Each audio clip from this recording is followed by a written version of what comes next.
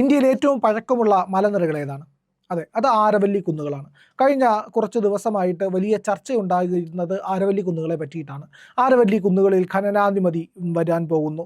Supreme കോടതിയുടെ വിധിയെ തുടർന്ന് നിരവധി പരിസ്ഥിതി പ്രശ്നം ഉണ്ടാകാൻ പോകുന്നു. അത് ഡൽഹി പൊല്യൂഷനുമായിട്ട് കണക്ട് ചെയ്തൊക്കെയാണ് പറയുന്നത്. ഡൽഹി പൊല്യൂഷൻ എന്ന് പറഞ്ഞാൽ ഡൽഹിയിലെ വലിയ വായു മലിനീകരണം. അതിൻ്റെ കാരണത്തിലേക്കും അതിൻ്റെ കാര്യത്തിലേക്കുമൊക്കെ വരാം. അതിന് മുൻപ് എന്താണ് ആരവല്ലി മലനിരകളിൽ സംഭവിക്കുക, ഇല്ലെങ്കിൽ എന്ത് സംഭവിക്കും എന്നാണ് ഈ പ്രശ്നങ്ങൾ ഉയർത്തുന്നവർ പറയുന്നത് എന്ന് നോക്കാം. അതായത് 570 മുതൽ 670 ദശലക്ഷം വർഷം പഴക്കമുള്ള മലനിരകളാണ് ആരവല്ലി കുന്നുകൾ. ഇന്ത്യയിലെ ഏറ്റവും പഴക്കമുള്ള മലനിരകൾ. ഇന്ത്യയിലെ ഏറ്റവും പ്രായം കുറഞ്ഞ യങ് ഫോൾഡ് മൗണ്ടൻ മടക്ക് പർവ്വത നിര, ഏറ്റവും യുവത്വത്തിൽ നിൽക്കുന്ന മടക്ക് പർവ്വത നിരയാണ് ഈ പറയുന്ന നമ്മുടെ ഹിമാലയൻ മലനിരകൾ. അതാണ് ഏറ്റവും ഉയരം കൂടിയത്. പക്ഷേ ആരവല്ലി മലനിരകൾ എന്ന് പറഞ്ഞു കഴിഞ്ഞാൽ ഇന്ത്യൻ പീഠഭൂമിയിൽ ഏറ്റവും പഴക്കമുള്ള മലനിരകളാണ്. അത് ഈ പറയുന്ന ഇറോഷൻ്റെ ഭാഗമായിട്ട്, അതായത് ഈ പറയുന്ന പലതരത്തിലുള്ള ഇറോഷൻ സംഭവിച്ചു, അതായത് പെർസിപ്പിറ്റേഷൻ, മഴ പെയ്തും കാറ്റും മറ്റ് പല ടെക്ടോണിക് പ്ലേറ്റുകളുടെ മൂവ്മെൻറ്റുകൾ കൊണ്ടും പല കാരണങ്ങൾ കൊണ്ട് പതിയെ നശിച്ചുകൊണ്ടിരിക്കുന്ന പർവ്വതനിരയാണ്. ആ മേഖല എന്ന് പറയുന്നത് വലിയ വന്യജീവി സങ്കേതങ്ങളും വലിയ പരിസ്ഥിതി പ്രാധാന്യവുമുള്ള മേഖല തന്നെയാണ്. സുപ്രീം കോടതിയുടെ ഒരു വിധിയുമായിട്ട് ബന്ധപ്പെട്ട് വന്ന കാര്യമാണ്. 100 മീറ്ററോ അതിന് മുകളിൽ ഉയരത്തിലുള്ളതുമായിട്ടുള്ള കുന്നുകളെയാണ് ആരവല്ലി കുന്നുകളുടെ മലനിരകൾ ആയിട്ട് കണക്കാക്കുക എന്നുള്ളതാണ് അതിനകത്ത് വന്ന ഒരു നിർവചനം. 500 മീറ്റർ മുകളിലുള്ള രണ്ടോ അതോ അധികമോ മലകൾ ഉണ്ടെങ്കിൽ അതിനെയും മലനിരകളായിട്ട് കണക്കാക്കുകയും ചെയ്യാം. അങ്ങനെ ഇത്തരത്തിൽ പല വിധത്തിലുള്ള ചില സാങ്കേതികമായിട്ടുള്ള കാര്യങ്ങൾ കോടതി പറഞ്ഞിരിക്കുന്നു. 100 മീറ്റർ എങ്കിലും ഉയരമുള്ള കുന്നുകളാണ്, അതിന് മുകളിലുള്ളവയാണ് ആരവല്ലി കുന്നുകളായിട്ട് കണക്കാക്കുന്നത്. അതിൽ താഴെയുള്ളവയെ ഇത്തരത്തിൽ കണക്കാക്കില്ല എന്ന് പറയുന്നു. ഇത്തരത്തിൽ, അതായത് 100 മീറ്ററിൽ താഴെയുള്ള 1,00,000-ലേറെ കുന്നുകളുണ്ട് എന്നും പറയപ്പെടുന്നുണ്ട്. അങ്ങനെയെങ്കിൽ ഇത് ആരവല്ലി കുന്നുകളുടെ വിഭാഗത്തിൽ നിന്ന്, ആ ശ്രേണിയിൽ നിന്ന് പുറത്തേക്ക് പോവുകയാണെങ്കിൽ ഇവിടെ ഖനനം നടക്കുകയും വലിയ പ്രശ്നങ്ങൾ ഉണ്ടാവുകയും പരിസ്ഥിതി നശീകരണം ഉണ്ടാവുകയും അതുമൂലം ഈ പറയുന്ന ആരവല്ലി നിരകളുടെ ഉയരത്തിനെയും അതിൻ്റെ നിലനിൽപ്പിനെയൊക്കെ ബാധിക്കുകയും ചെയ്താൽ ഡൽഹിയിലേക്കുള്ള പൊല്യൂഷൻ വലിയ രീതിയിൽ കൂടും എന്നുള്ളതൊക്കെയാണ് പറയുന്നത്. ഇവിടുത്തെ പരിസ്ഥിതിയെ വലിയ തോതിൽ ഇത് ആഘാതം ഉണ്ടാക്കുമെന്ന് പറയുന്നുണ്ട്. ശരിയാണ്, ആരവല്ലി കുന്നുകൾ തകർന്നു കഴിഞ്ഞാൽ അത്തരത്തിലുള്ള പരിസ്ഥിതി ആഘാതങ്ങളൊക്കെ ഉണ്ടാകും. അത് ആരവല്ലി കുന്നുകളെന്നല്ല, സ്വാഭാവികമായി നിൽക്കുന്ന ഏത് മലനിരകളെ തകർത്താലും ശരി തന്നെ അത് വലിയ തോതിലുള്ള പ്രശ്നങ്ങൾ ഉണ്ടാകും. നമ്മുടെ നാട്ടിൻ പുറത്തൊക്കെ അന്വേഷിച്ചാൽ അറിയാം, അവിടെ കുടിവെള്ള പ്രശ്നമോ മറ്റെന്തെങ്കിലും പ്രശ്നം ഉണ്ടാകുന്നെങ്കിൽ സമീപഭാഗത്തുള്ള ഏതെങ്കിലും ഒരു വലിയ മലയോ കുന്നോ ഇടിച്ച് നിരത്തിയതിൻ്റെ ഭാഗമായിരിക്കാം, അല്ലെങ്കിൽ ഖനന പ്രക്രിയയുടെ ഭാഗമായിരിക്കാം.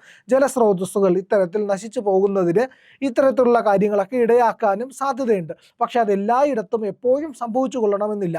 ചെറിയ തോതിലൊക്കെയുള്ള ഖനന പ്രവർത്തനങ്ങൾ, ഈ പറയുന്ന റോക്ക് മൈനിങ് പോലുള്ള കാര്യങ്ങളൊക്കെ നടത്തിയെന്ന് പറഞ്ഞുകൊണ്ട്, ക്വാറികളൊക്കെ നടത്തിയെന്ന് പറഞ്ഞുകൊണ്ട് അത്തരത്തിലുള്ള പ്രശ്നം, സങ്കീർണമായ പ്രശ്നങ്ങളൊക്കെ ഉണ്ടാകണമെന്നില്ല. ഇതിനൊക്കെ കൃത്യമായി ശാസ്ത്രീയമായ ഖനന പ്രക്രിയയ്ക്ക് വേണ്ടിയിട്ടുള്ള ശാസ്ത്രീയമായ ചില നിയമങ്ങളും കാര്യങ്ങളും ഒക്കെ ഉണ്ട്. അവയൊക്കെ ഫോളോ ചെയ്യുകയാണെങ്കിൽ നമുക്ക് ഇതിനെയൊക്കെ സംരക്ഷിച്ചുകൊണ്ട് തന്നെ, അല്ലെങ്കിൽ ചെറിയ തോതിലൊക്കെ ഇതിനെ ഉപയോഗിച്ചുകൊണ്ട് തന്നെ മുന്നേറാനും കഴിയും. ഇതിപ്പോൾ വലിയ തോതിൽ വ്യാവസായിക അടിസ്ഥാനത്തിൽ ചൂഷണം ചെയ്യുമ്പോഴാണ് പലപ്പോഴും ഈ പ്രശ്നം ഉണ്ടാകുന്നത് എന്നുള്ളതാണ്. പക്ഷേ നമ്മൾക്ക് ഈ പാറയും മണലും മണ്ണും ഒന്നുമില്ലാതെ മുന്നോട്ട് പോകാൻ കഴിയില്ല. വീട് നിർമ്മിക്കാൻ, കെട്ടിടങ്ങൾ നിർമ്മിക്കാൻ ഇതൊക്കെ തന്നെ ആവശ്യമാണ്. അപ്പോൾ എന്താണ് വേണ്ടത്? വിവേക ബുദ്ധിയുള്ള മനുഷ്യൻ ചെയ്യുന്നത് അവനും അവൻ്റെ പ്രകൃതിക്കും പ്രശ്നമുണ്ടാകാത്ത രീതിയിൽ ഇത്തരം കാര്യങ്ങളെ കൈകാര്യം ചെയ്യുക എന്നുള്ളതാണ്. പക്ഷേ ഇവിടെ അതല്ല പ്രശ്നം. ഇവിടെ ഈ പറയുന്ന ഖനനം ഇപ്പോൾ നടക്കുന്നത് തന്നെ വളരെ കുറവാണ്. കാരണം സുപ്രീം കോടതിയുടെ അനുമതി വേണം, കേന്ദ്ര സർക്കാരിൻ്റെ അനുമതി വേണം. അത്തരത്തിലല്ലാതെ ആരവല്ലി മലനിരകളിൽ ഖനനം നടത്തുന്നത് ഗുരുതരമായിട്ടുള്ള നിയമ നടപടികൾക്ക് വിധേയമാകുമെന്നുള്ളത് കൊണ്ട് വളരെ കുറച്ചാണ് ആരവല്ലി മലനിരകളിൽ ഖനനം നടക്കുന്നത്. പക്ഷേ ഇത്തരത്തിലുള്ള, അതായത് ഇപ്പോൾ പറയപ്പെടുന്നതെന്ന് പറഞ്ഞു കഴിഞ്ഞാൽ വലിയ തോതിൽ ആരവല്ലി മലനിരകളെ, കുന്നുകളെയൊക്കെ നശിപ്പിക്കാൻ പോകുന്നു എന്നുള്ളതാണ്. അപ്പോൾ നമ്മുടെ കേന്ദ്രമന്ത്രി, പരിസ്ഥിതി മന്ത്രിയായിട്ടുള്ള ഭൂപേന്ദ്ര യാദവ് പറഞ്ഞു, ഇത്തരത്തിലൊന്നുമല്ല കാര്യങ്ങൾ. 90% ഈ മലനിരകളുടെ മേഖലയും സംരക്ഷിത പ്രദേശമാണ്. അതിപ്പോൾ സുപ്രീം കോടതി ഏത് വിധി കൊണ്ടുവന്നാലും പരാമർശം നടത്തിയാലും ശരി തന്നെ നമ്മുടെ പരിസ്ഥിതി സംരക്ഷണ നിയമങ്ങളുടെയും സംസ്ഥാന സർക്കാരിൻ്റെ സംരക്ഷണ വിഭാഗത്തിൽ ഉൾപ്പെടുന്ന ഇത്തരം മേഖലകളെ ഒന്നും തന്നെ അങ്ങനെ നശിപ്പിച്ച് മൈനിങ് നടത്തി ഇല്ലാതാക്കാനൊന്നും കഴിയില്ല എന്നുള്ളതാണ് കേന്ദ്രമന്ത്രി പറയുന്നത്. അത് കൃത്യമായിട്ട് സർക്കാർ പറഞ്ഞിരിക്കുന്നു. ഇങ്ങനെ ഒരു ഈ പറയുന്ന നശീകരണം നടക്കാൻ ഒരിക്കലും അനുവദിക്കില്ല. അതിന് വേണ്ടിയിട്ടുള്ള നിയമനിർമ്മാണമൊക്കെ ഇവിടെ ഉണ്ട്. പക്ഷേ നമുക്കൊരു കാര്യം കൂടിയുണ്ട്. എസൻഷ്യൽ മൈനിങ് എന്ന് പറയുന്ന ആവശ്യമുണ്ട്. വളരെ ആവശ്യമുള്ള നമുക്ക് ഏറ്റവും ഇമ്പോർട്ടൻ്റ് ആയിട്ടുള്ള വളരെ പ്രാധാന്യമുള്ള ചില വസ്തുക്കൾ, ധാതുക്കൾ ഇവയൊക്കെ തന്നെ ഖനനം ചെയ്തെടുക്കേണ്ടതുണ്ട്.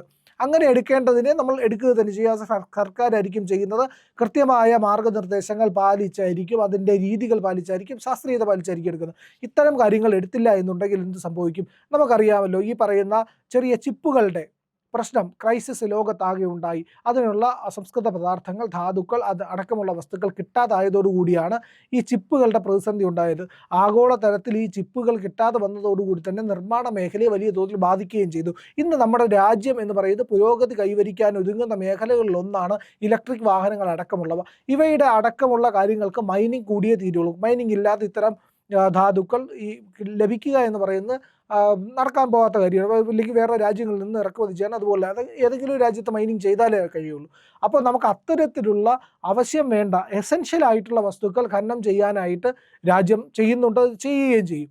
പക്ഷേ ഇവിടെ അതല്ല, ഇതിനെ ഒന്നുമല്ല, നമ്മുടെ രാജ്യത്തിൻ്റെ പുരോഗതി അടക്കം ബാധിക്കാവുന്ന കാര്യങ്ങളെ പറ്റിയിട്ടല്ല ഇവിടെ ചർച്ച ചെയ്യുന്നത്. പകരം ഈ ആരവല്ലി മലനിരകളുടെ പേരിലുള്ള കലാപം സൃഷ്ടിക്കാൻ, അവിടെ പ്രശ്നമുണ്ടാക്കാൻ, പരിസ്ഥിതി പ്രശ്നമുണ്ടാക്കാൻ കിണഞ്ഞ് പരിശ്രമിച്ചു കൊണ്ടിരിക്കുകയാണ് കോൺഗ്രസ് അടക്കമുള്ള പ്രതിപക്ഷ പാർട്ടികളും ചില പരിസ്ഥിതി സംഘടനകളും. നമുക്ക് എല്ലാ കാലത്തും അറിയാവുന്നതാണ്, ഈ പരിസ്ഥിതി സംഘടനകളിൽ ഭൂരിഭാഗവും വിദേശ ഫണ്ടിങ്ങോടുകൂടി ചില NGOകളുടെ മറ്റേതെങ്കിലും സംഘടനകളുടെയൊക്കെ പിൻബലത്തിൽ നിൽക്കുന്നവരായിരിക്കും. ഇവർക്കാണ് ഏറ്റവും കൂടുതൽ ഫണ്ടിങ് വിദേശത്ത് നിന്ന് എത്തിക്കൊണ്ടിരുന്നത്.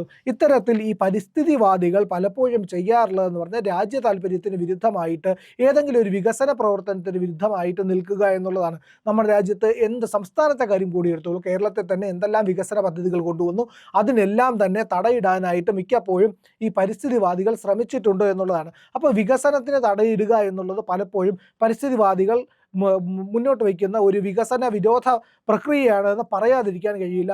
പലപ്പോഴും നമ്മളുടെ മലയാളത്തിലെ മാധ്യമങ്ങളും ഇതിന് കൂട്ടുനിൽക്കുന്നതായിട്ട് നിങ്ങൾക്ക് കാണാൻ കഴിയും. അത് ഏതൊക്കെ മേഖലകൾ എടുത്താലും ശരി തന്നെയാണ്. വലിയ തോതിലുള്ള പദ്ധതികൾ എന്ത് വന്നാലും ശരി തന്നെ അവയൊക്കെ തടസ്സം നിൽക്കാനായിട്ട് ചില മാധ്യമങ്ങളും ഇറങ്ങി പുറപ്പെടാറുള്ളത് നമുക്ക് അറിയാവുന്നതാണ്. ഇപ്പോൾ നർമ്മദ ബച്ചാവോ ആന്തോളൻ്റെ ഭാഗമായിട്ടുണ്ടായിരുന്ന പ്രശ്നങ്ങൾ, അവിടെ നദിക്ക് കുറുകെ അണക്കെട്ട് നിർമ്മിക്കുന്നതിന് ഇന്ത്യക്ക് വൈദ്യുതി ആവശ്യമാണ്. വളർന്നു വരുന്ന വികസിച്ച് വരുന്ന ഭാരതത്തിന് വൈദ്യുതി ആവശ്യമാണ്. അപ്പോൾ അണക്കെട്ടുകൾ കൂടിയേ തീരുവുള്ളൂ, നമുക്ക് ആണവ നിലയങ്ങൾ കൂടിയേ തീരുവുള്ളൂ, മറ്റ് ഊർജ്ജ സ്രോതസ്സുകൾ കണ്ടെത്തിയേ മതിയാവുള്ളൂ. പക്ഷേ ഇതിനെ പരിസ്ഥിതി പ്രശ്നങ്ങളുമായിട്ട്, പരിസ്ഥിതിക്ക് പ്രശ്നമുണ്ടാകാത്ത രീതിയിൽ പുതിയ ശാസ്ത്രീയ രീതിയിൽ ഉണ്ടാക്കുക അല്ലെങ്കിൽ നിർമ്മിക്കുക എന്നുള്ളതാണ് ഏക മാർഗം. അല്ലാതെ ഒരു ദിവസം പോലും നമുക്ക് വൈദ്യുതി ഇല്ലാതെ മുന്നോട്ട് പോകാൻ കഴിയില്ല. ഈ പറയുന്ന പ്രകൃതി സംരക്ഷിക്കണമെന്ന് പറയുന്ന ബുദ്ധിജീവികളൊക്കെ തന്നെ എപ്പോഴെങ്കിലും ഒരു ദിവസം വൈദ്യുതി ഇല്ലാതിരുന്നാൽ ഇവരുടെയൊക്കെ സ്വഭാവം പുറത്തേക്ക് വരുന്നതാണ്. അവരുടെ മൊബൈൽ ചാർജ് ചെയ്യാൻ പറ്റിയില്ലെങ്കിൽ, അവരുടെ വീട്ടിൽ കറണ്ട് ഇല്ലെങ്കിൽ, AC-യും ഫാനും വർക്കായില്ലെങ്കിൽ ഇവരുടെ സ്വഭാവം അപ്പോൾ അറിയാം. നമുക്ക് കൃത്യമായി ഇവിടെ പറയാൻ കഴിയുന്ന കാര്യമെന്ന് പറയുന്നത് ആരവല്ലി കുന്നുകളെ നശിപ്പിക്കാനായിട്ടുള്ള ഒരു ശ്രമവും സർക്കാരിൻ്റെ ഭാഗത്ത് നിന്ന് ഉണ്ടായിട്ടില്ല എന്നുള്ളത്. 90% മേഖലയും സംരക്ഷിത മേഖലയാണ്. ഇനി മറ്റൊന്നെന്ന് പറഞ്ഞാൽ ഇത് 700 കിലോമീറ്ററോളം വ്യാപിച്ച്, 692 കിലോമീറ്ററാണ് കൃത്യമായി പറഞ്ഞാൽ, അത്രയും വ്യാപിച്ച് കിടക്കുന്ന ഒരു മലനിരകളാണ്. ഗുജറാത്ത്, ഹരിയാന, രാജസ്ഥാൻ, ദില്ലി വരെ വ്യാപിച്ച് കിടക്കുന്ന വലിയ ഒരു മലനിര. ഈ മലനിരകളിൽ 20ഓളം വന്യജീവി സങ്കേതങ്ങൾ ഉണ്ടെന്നാണ് പറയപ്പെടുന്നത്. സരിസ്ക, കുംഭൽഗഡ്, മൗണ്ട് അബു തുടങ്ങിയ വന്യജീവി സങ്കേതങ്ങളൊക്കെ തന്നെ ആരവല്ലി മലനിരകളിലാണ് ഉള്ളത്. അപ്പോൾ ഇത്രയേറെ വ്യാപിച്ചു കിടക്കുന്ന ഏതാണ്ട് 35ഓളം ജില്ലകളിൽ വ്യാപിച്ചു കിടക്കുന്നുണ്ട് ആരവല്ലി പർവ്വത നിരകൾ എന്നാണ് പറയപ്പെടുന്നത്, മലനിരകൾ എന്നാണ് പറയപ്പെടുന്നത്. അപ്പോൾ ഇത്രയും വലിയ മലനിരകൾക്ക് ദോഷം വരുന്ന രീതിയിൽ ഈ പ്രദേശങ്ങൾ 1ഉം 2ഉം സംസ്ഥാനങ്ങളിൽ നമ്മുടെ സഹ്യപർവ്വതം എപ്രകാരമാണോ കേരളത്തിന് മഴയും സർവ്വ സൗഭാഗ്യങ്ങളും തന്ന് സംരക്ഷിക്കുന്നത്, അതുപോലെയാണ് ഉത്തരേന്ത്യയുടെ വിവിധ മേഖലകളിലായിട്ട് ഈ ആരവല്ലി മലനിരകൾ നിലനിൽക്കുന്നത്. രാജസ്ഥാൻ മരുഭൂമിയുടെ മരുവൽക്കരണത്തെ തടയുന്നതിൽ പ്രധാന പങ്ക് വഹിക്കുന്നതും ആരവല്ലി മലനിരകളാണ്. അങ്ങനെ വരുമ്പോൾ വലിയ തോതിലുള്ള നമ്മുടെ ഒരു സംരക്ഷണ ഭിത്തിയായിട്ട് നിലനിൽക്കുകയാണ്. അതായത് ഭൂമിയുടെ ഉത്തരമേഖലയിൽ നിന്നുള്ള ശീതക്കാറ്റിനെ ഹിമാലയം തടയുന്നത് പോലെയാണ് മരുഭൂമി മേഖലയിൽ നിന്നുള്ള മണൽക്കാറ്റിനെയും ചൂടിനെയും ഒക്കെ തന്നെ തടഞ്ഞു നിർത്തുന്നത്. അപ്പോൾ ഡൽഹി പൊല്യൂഷനെ ഇതെങ്ങനെ ബാധിക്കുമെന്ന് പറഞ്ഞു കഴിഞ്ഞാൽ ഈ മലനിരകൾ ഇല്ലാതായാൽ ഈ പറയുന്ന ഉഷ്ണക്കാറ്റും അതോടൊപ്പം തന്നെ മലിനീകരണവും ഈ പറയുന്ന മണൽക്കാറ്റും അടക്കമുള്ളവ ഇങ്ങോട്ടേക്ക് എത്തുമെന്നും ഈ പറയുന്ന ഈ മലിനീകരണത്തെ തടഞ്ഞു നിർത്തുന്ന പരിസ്ഥിതി മേഖല ഇല്ലാതായാൽ അത് ഡൽഹി അടക്കമുള്ള മേഖലയെയും ഉത്തരേന്ത്യയാകെ തന്നെ ഗുരുതരമായി ബാധിക്കുന്നതാണ്. ശരിയാണ്, അത്തരത്തിൽ ഒരു നശീകരണം അവിടെ നടക്കാൻ പോകുന്നില്ല. അതിന് കേന്ദ്ര സർക്കാർ ഒരിക്കലും അനുവദിക്കുകയുമില്ല. അപ്പോൾ ഡൽഹിയിലെ പൊല്യൂഷൻ്റെ കാരണം എന്താണ് എന്നുള്ളതാണ്. ഡൽഹിയിലെ പൊല്യൂഷൻ്റെ കാരണം എന്ന് പറയുന്നത് വയലിൽ കൊയ്ത്ത് കഴിഞ്ഞിട്ടുള്ള അവശിഷ്ടങ്ങൾ കത്തിക്കുന്നതിനുള്ള പ്രശ്നമാണ്. അതായത് 1-2 ഏക്കറല്ല, ഹെക്ടർ കണക്കിന് കിലോമീറ്ററുകളോളം നീളത്തിൽ പരന്നു കിടക്കുന്ന പഞ്ചാബിലെയും ഹരിയാനയിലും പാകിസ്ഥാനിലെയും അടക്കമുള്ള ഈ പറയുന്ന വയലേലകളിൽ കത്തിക്കുന്ന വലിയ പുകപടലങ്ങളാണ് ഇന്ത്യയുടെ ഇല്ലെങ്കിൽ പ്രധാനപ്പെട്ട ഉത്തരേന്ത്യൻ നഗരങ്ങളിലേക്ക് ഇരച്ചെത്തുന്നത്. വലിയ തോതിൽ വലിയ പ്രശ്നമാണ്.